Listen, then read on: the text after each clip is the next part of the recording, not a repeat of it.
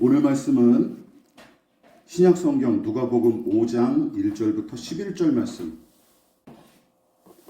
누가복음 5장 1절로 11절.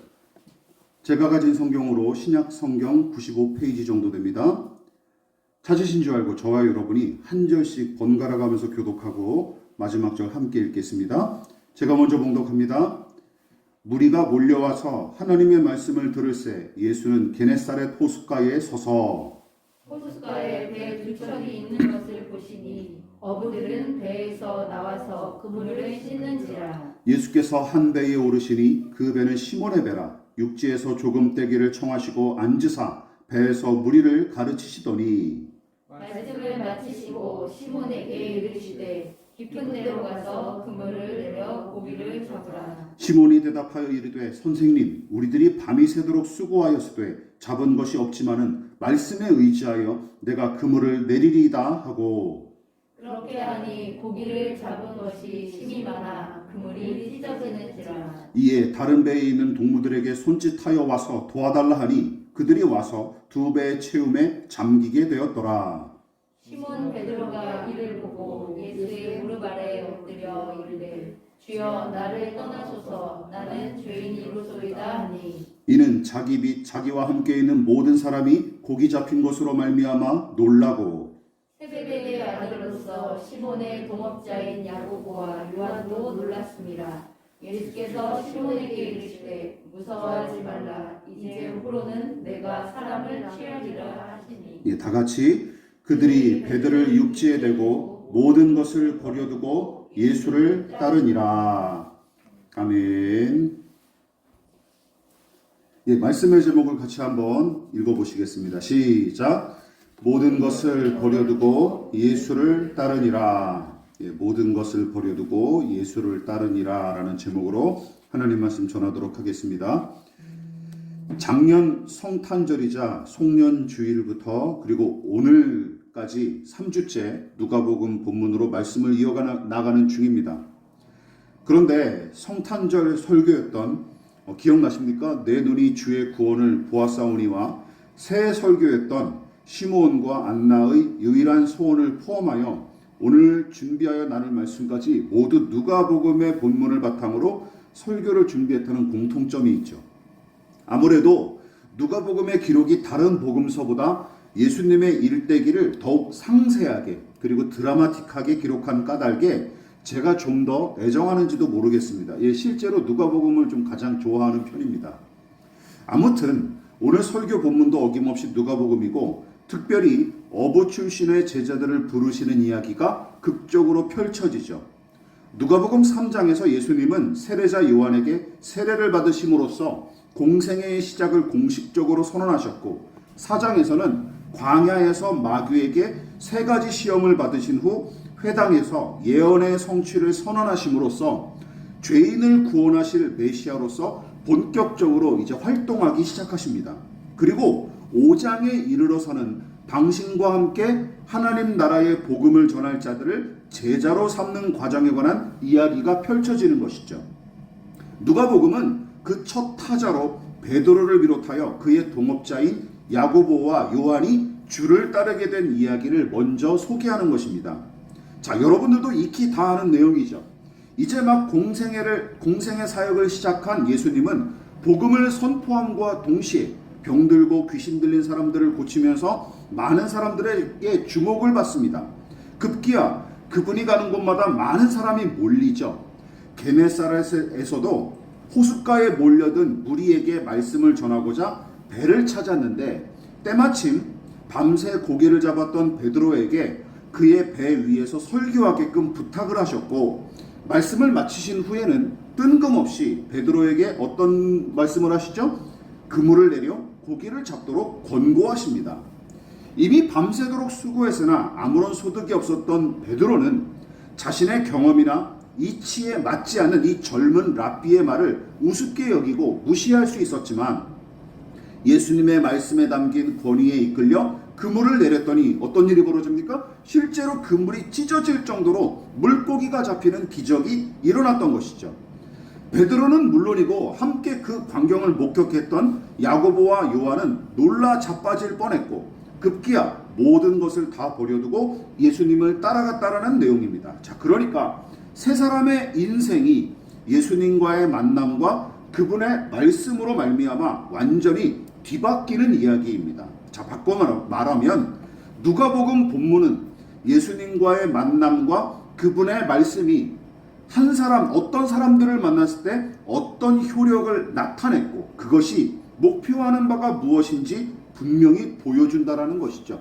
크게 두 가지로 함께 나눠서 살펴보도록 하겠습니다. 이 부분도 중요하니까 저와 여러분이 함께 곱씹어서 생각하고 살펴보시기를 부탁을 드리겠습니다. 첫째, 같이 읽어보겠습니다. 자, 시작. 회개와 경배를 요구하는 만남과 말씀. 여기서 만남은 예수님과의 만남을 이야기하고 말씀은 예수님의 말씀이죠. 하나님의 말씀을 가리키죠. 여러분, 어떤 만남이나 어떤 만남이든 생각해 보십시오. 대화와 교제를 요구하기 마련입니다. 여러분, 한 자리에 모여서 만났을지라도 대화가 없거나 교제하지 않으면 그 만남이 도대체 무슨 의미가 있습니까? 그렇지 않습니까? 그러므로 만남과 이 대화는 뗄래야 뗄 수 없는 관계죠. 그러나 하나님께서 죄인과 만나시고 그에게 말씀하실 때는 단순히 친하게 지내려고 부르시는 게 아닙니다. 성부 하나님과 성자 예수님을 만났던 사람들의 이야기를 떠올려 보면 얼른 납득이 가능해요. 물론 하나님을 만난 시간과 장소는 물론이고 만남의 모양새도 각양각색이죠. 하지만 하나님을 만난 사람들의 이야기 속에 담긴 공통점은 그 만남과 말씀이 무엇을 요구하고 목표하는지 아주 분명하게 보여줍니다. 자, 우선 모세와 이사야 선지자가 하나님을 만났던 이야기들을 우리가 차례대로 살펴볼 텐데 익숙한 구절이시죠? 출애굽기 3장 4절부터 6절 말씀 같이 읽어보겠습니다. 시작. 하나님이 떨기나무 가운데서 그를 불러 이르시되 모세야 모세야 하시매 그가 이르되 내가 여기 있나이다. 하나님이 이르시되 이리로 가까이 오지 말라. 내가 선 곳은 거룩한 땅이니 내 발에서 신을 벗으라. 또 이르시되 나는 내 조상의 하나님이니 아브라함의 하나님, 이삭의 하나님, 야곱의 하나님이니라. 모세가 하나님 배웁기를 두려워하여 얼굴을 가리매. 참 의미심장하면서도 극적인 장면이죠. 우리가 작년에 열왕기상 강해 때 한 번 더 다루어봤던 내용입니다. 하나님은 흔하디 흔한 작은 떨기나무를 태우는 작은 불꽃으로 모세 앞에 처음 나타나시죠. 떨기나무에 불이 붙었는데 나무가 타지 않는 것은 물론이고 게다가 거기에 붙은 불도 꺼지지 않는 기적이 일어난 겁니다. 모세는 이 광경이 신기하여 다가갔다가 그의 이름을 불러 세우시는 하나님의 음성을 처음 듣죠. 그때 하나님께서 모세에게 요구하신 것이 무엇입니까? 바로 이것이죠. 내 발에서 신을 벗어라 하는 명령입니다. 이 구절은 여러 가지 해석이 분분하지만 한 가지는 분명해요. 뭡니까? 모세가 하나님 앞에서 경솔하게 행동하지 않도록 요구하신 말씀인 것은 틀림없어요. 경솔하게 행동하지 말라는, 경거망동하지 말라는 말이죠. 그러니까 모세에게 하나님께서 당신의 권위와 영광을 주장하심과 동시에 당신을 함부로 대하거나 우습게 여기지 않도록 요구하신 말씀은 틀림없어요. 내 발에서 신을 벗어라. 요즘 말로 누가 갑이고 누가 을인지 분명하게 선을 그으신 셈입니다. 그리고 모세도 하나님의 권위와 위엄이 실린 이 말씀을 듣고 난 뒤에 두려움에 떨며 얼굴을 가린 채 하나님 앞에 나아가죠.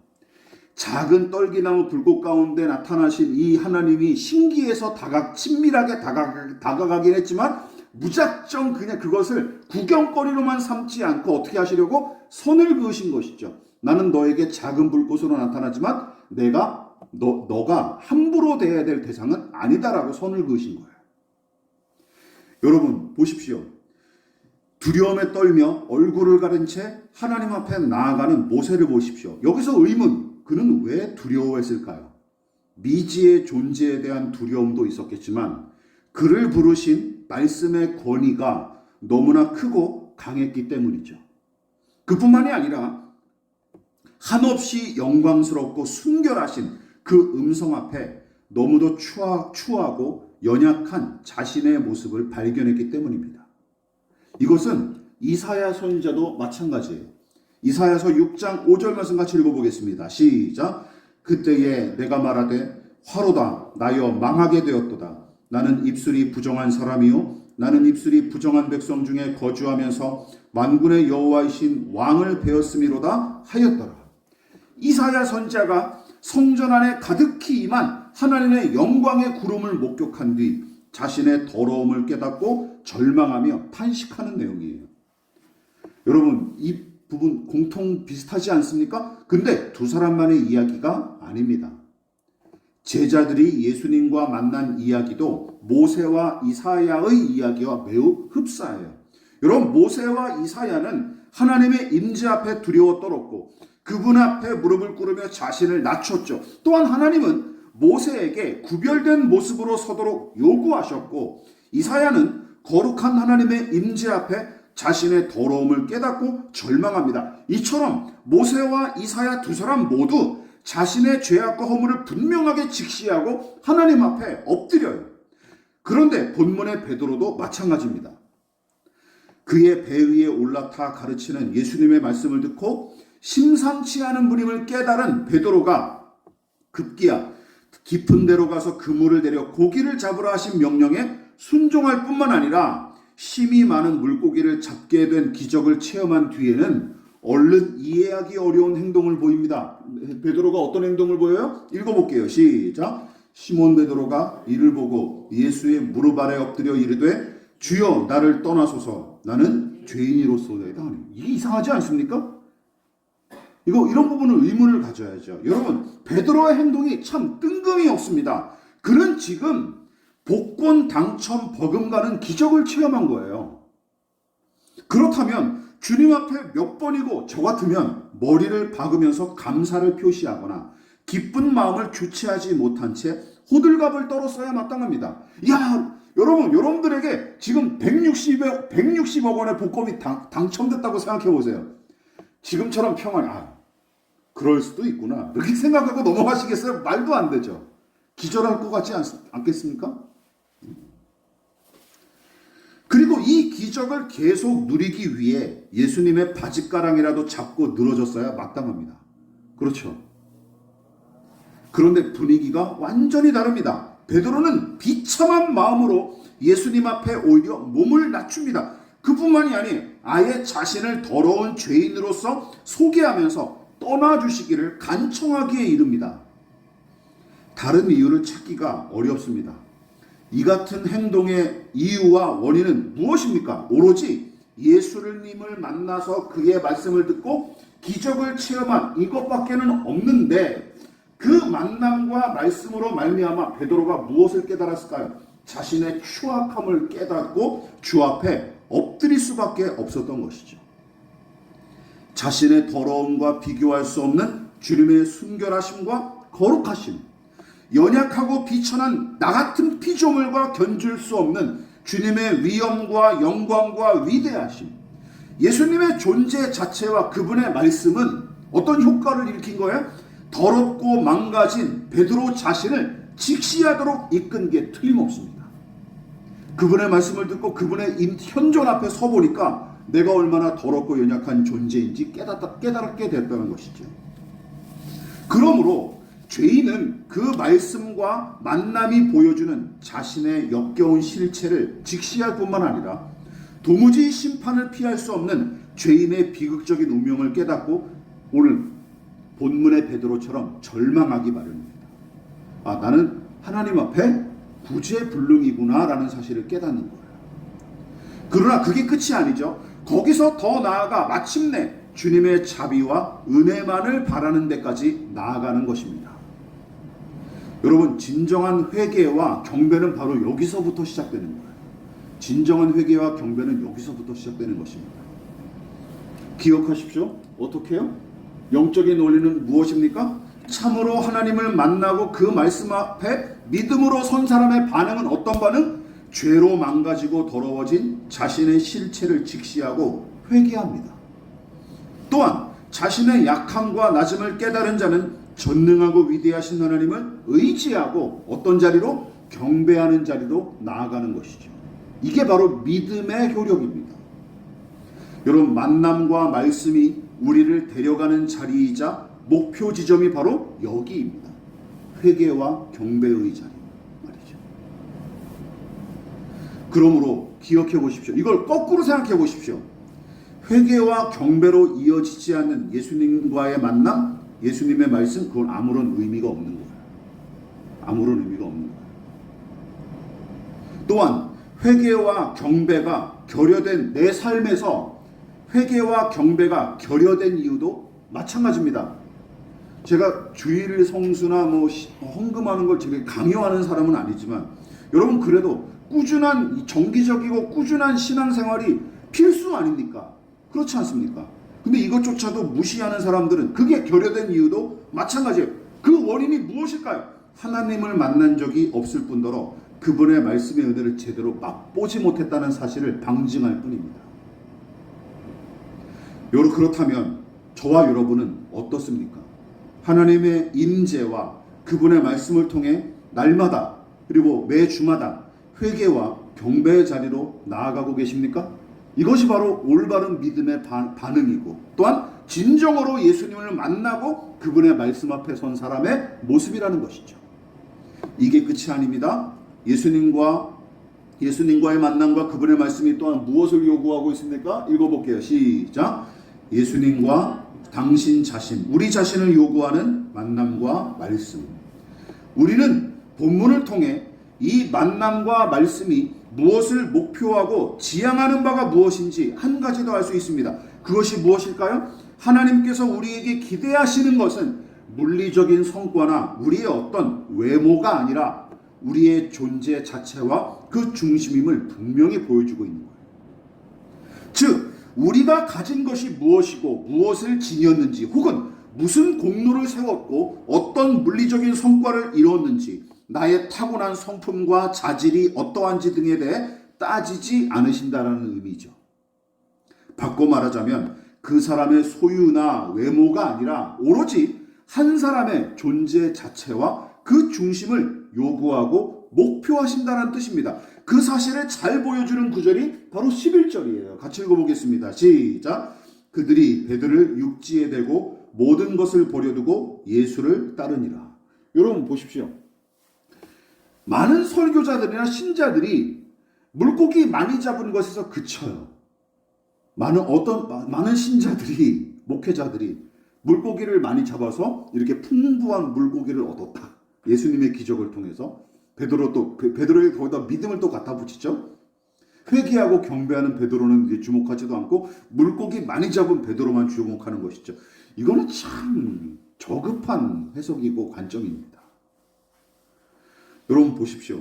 예수께서 베드로와 야고보와 요한을 당신의 제자로 삼겠다고 하신 말씀을 들은 직후 제자들이 보여준 반응과 행동은 여러모로 생각할 거리가 많습니다. 자, 우선 합리적으로 생각해 보십시오.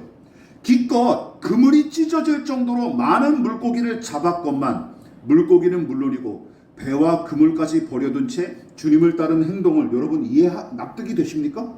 얼른 이해하기가 어렵습니다. 성경의 기록이랍시고 무작정 받아들이지 마십시오. 여러분이 베드로나 요한이라면 어떨지 한번 상상해 보십시오.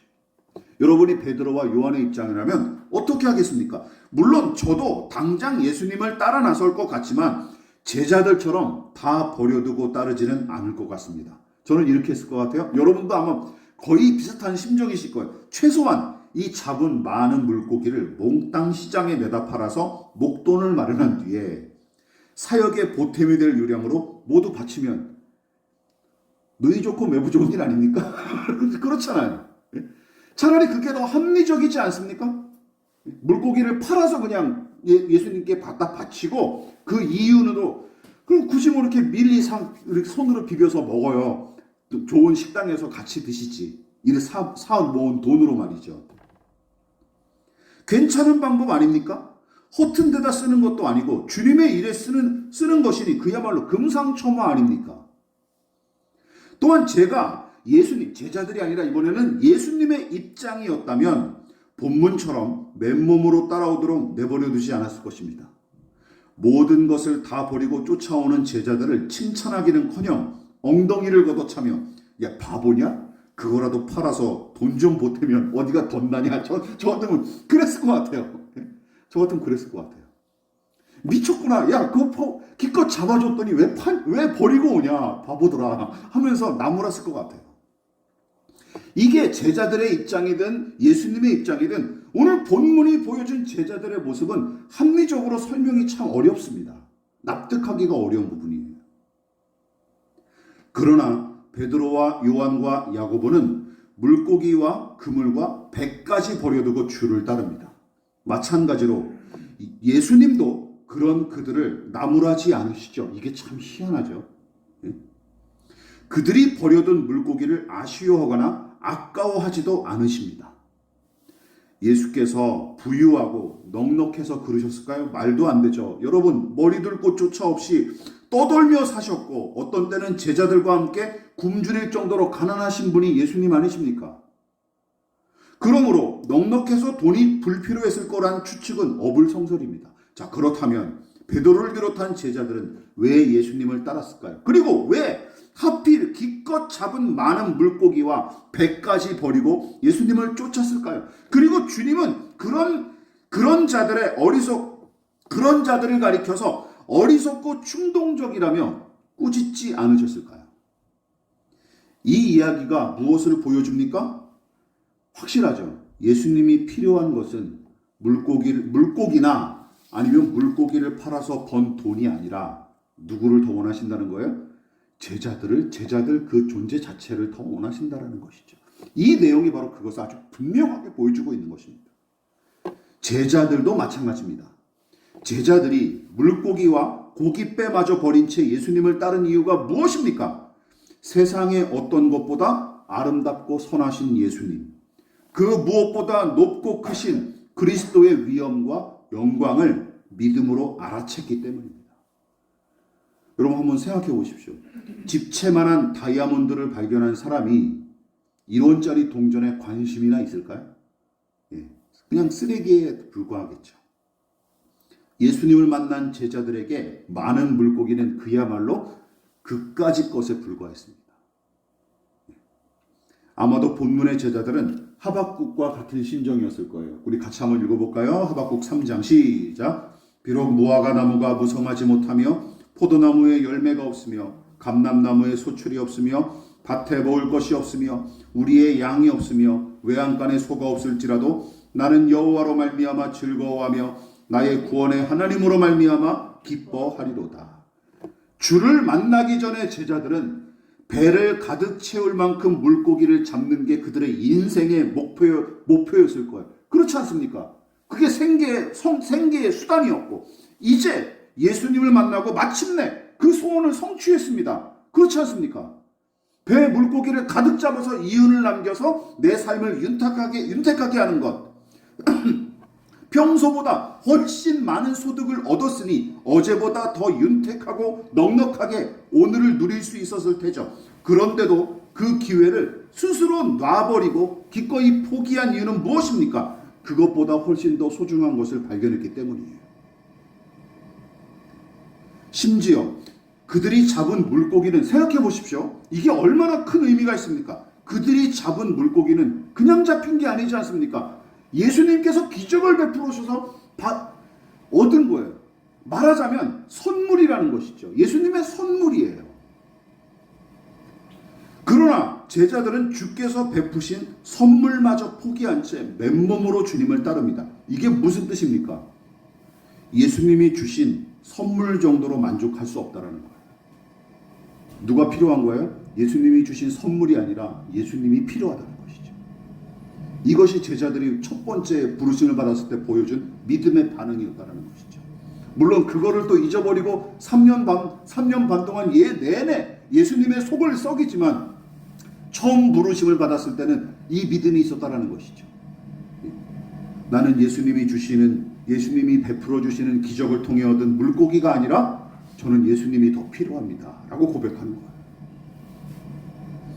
예수님의 존재 자체를 더 사랑하고 추구했다라는 의미입니다. 자, 어떻게 그럴 수 있었을까요? 그렇죠. 바로 예수님과의 만남, 그리고 그분의 말씀이 일으킨 기적이라는 것이죠. 그러니까 생각해 보십시오. 예수님과의 만남과 예수님의 말씀이 일으킨 기적은 많은 물고기를 잡히지 않던 많은 물고기를 잡은 게 기적이 아니라 어떤 게 진짜 기적이에요? 이 제자들의 마음이 이렇게 변했다는 게 기적이에요. 그렇지 않습니까? 사람이 변화되는 게 기적 아닙니까? 기적.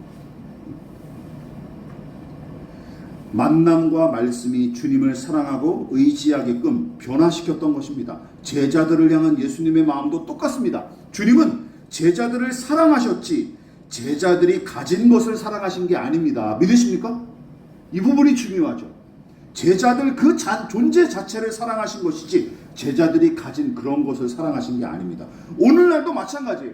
예수님은 그 사람 자체를 부르시고 세우시지 그가 가진 것 때문에 부르시고 세우시는 게 아닙니다.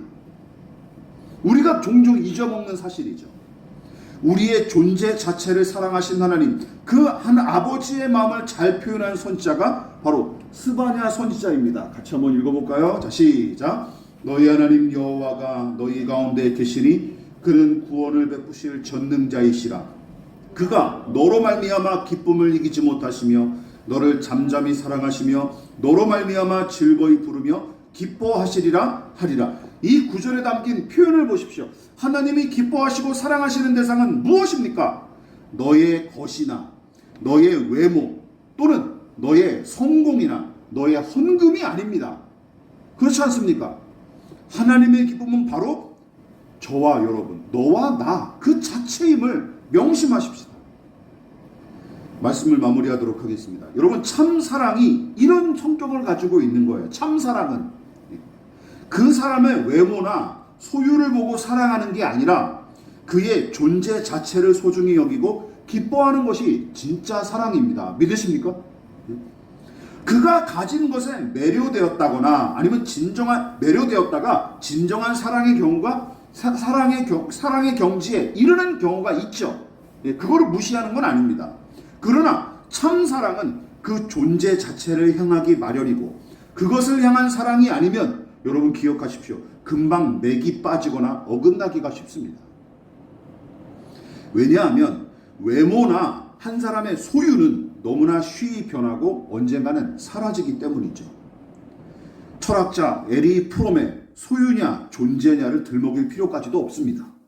삶에 관해 진지하게 성찰해 본 사람이라면 누구나 어렴풋하게나마 깨달을 수 있는 이치예요.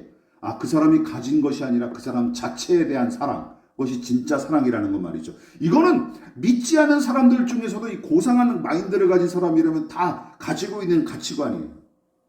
하물며 진정으로 예수 그리스도를 만난 사람이라면 그리고 성경이 하나님의 말씀인 줄을 믿고 그것을 통해 그분의 음성을 들었다면 본문의 제자들처럼 선택하고 행동하는 게 당연하지 않겠습니까?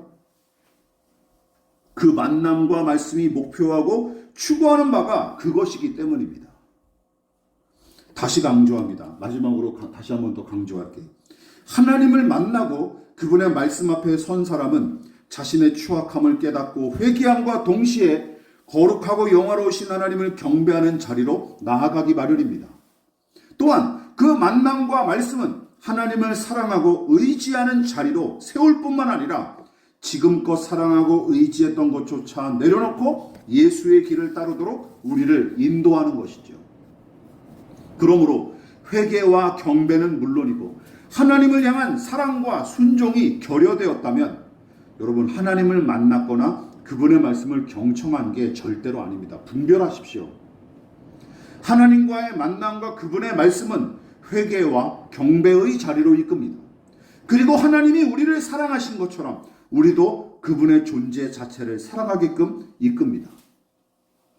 제가 몇 년 전에 이 설교를 했을 때 식당에서 식사하던 도중에 어떤 식당에 들어가서 식사하던 도중에 옆 테이블에서 들려오는 이야기에 씁쓸함을 감추지 못했던 일이 떠오릅니다.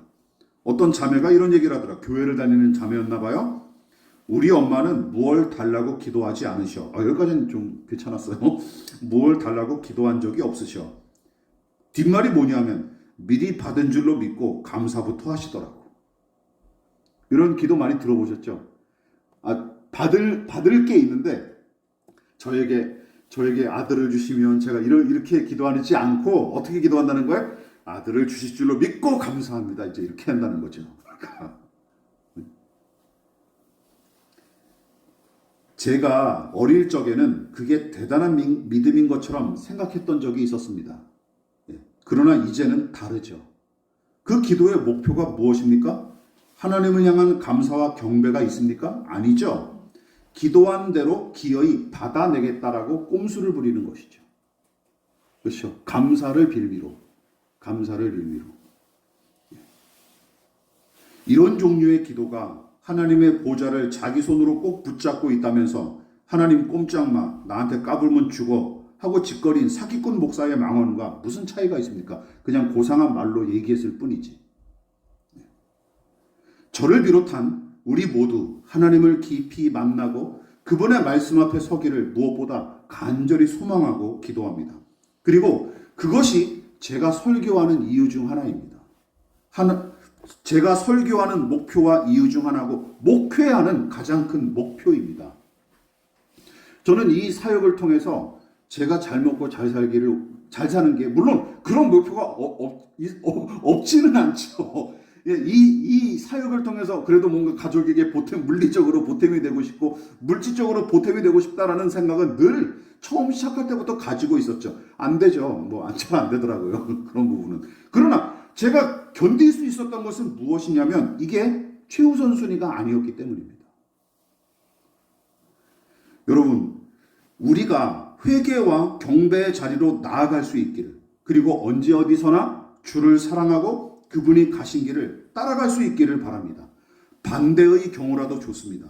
이곳에서 드리는 예배와 우리의 삶의 예배를 통해 하나님을 만나고 그 말씀 앞에 서기를 저는 간절히 기도합니다.